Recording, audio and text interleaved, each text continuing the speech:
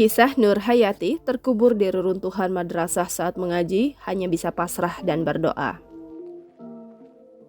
Mata Nur Hayati berkaca-kaca saat ingatannya ditarik pada peristiwa mengerikan yang ia alami 3 hari lalu.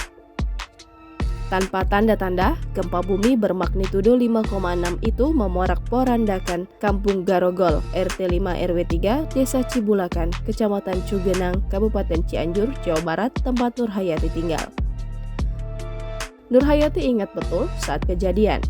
Langit Cianjur sedang cerah, matahari berada tepat di ubun-ubun kepala. Para petani tengah beristirahat dan berteduh dari terik matahari. Saat itu pula Nur, sapaan Nur Hayati, sedang berada di dalam sebuah gedung madrasah dan tengah mengaji bersama warga lainnya. Nur Hayati saat ditemui di RSUD Cibabat, Cimahi, Jawa Barat pada Rabu 23 November 2022 menuturkan, jika saat itu ia sedang mengaji di madrasah.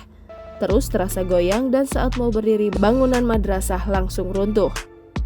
Hanya sekali goyangan, bangunan madrasah itu langsung ambruk seketika, atap bangunan dan tembok di ruangan itu runtuh.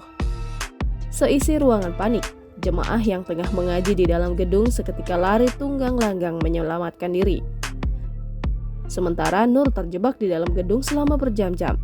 Dia tertimpa reruntuhan bangunan sehingga membuatnya cedera.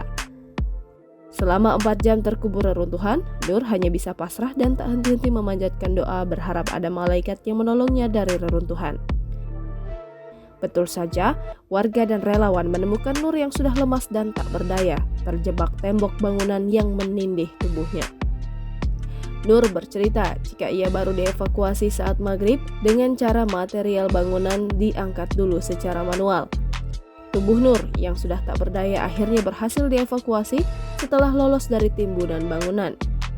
Nur mencoba berdiri namun kakinya tak kuat untuk bertumpu. Setelah diperiksa, Nur mengalami luka lecet di sekujur tubuhnya dan mengalami patah tulang kaki sehingga harus menjalani operasi di RSUD Cibabat.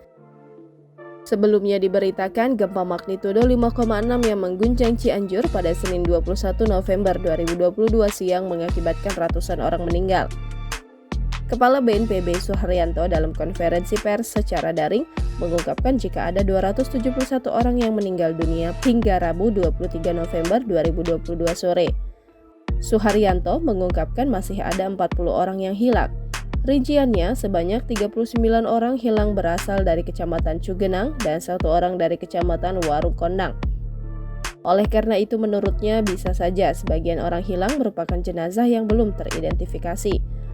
Sementara itu, korban yang mengalami luka-luka mencapai 2.043 orang dan jumlah warga mengungsi mencapai 61.908 orang. Kemudian, sebanyak 56.320 rumah mengalami kerusakan. Rumah rusak itu terdiri dari rumah yang rusak berat sebanyak 22.241 unit, rusak sedang 11.641 unit, dan rusak ringan 22.090 unit. Tak hanya itu, ada sebanyak 31 sekolah, 124 unit rumah ibadah, 13 gedung pemerintah, serta 3 rumah sakit mengalami kerusakan. Jangan lupa subscribe, share, komen, dan like ya!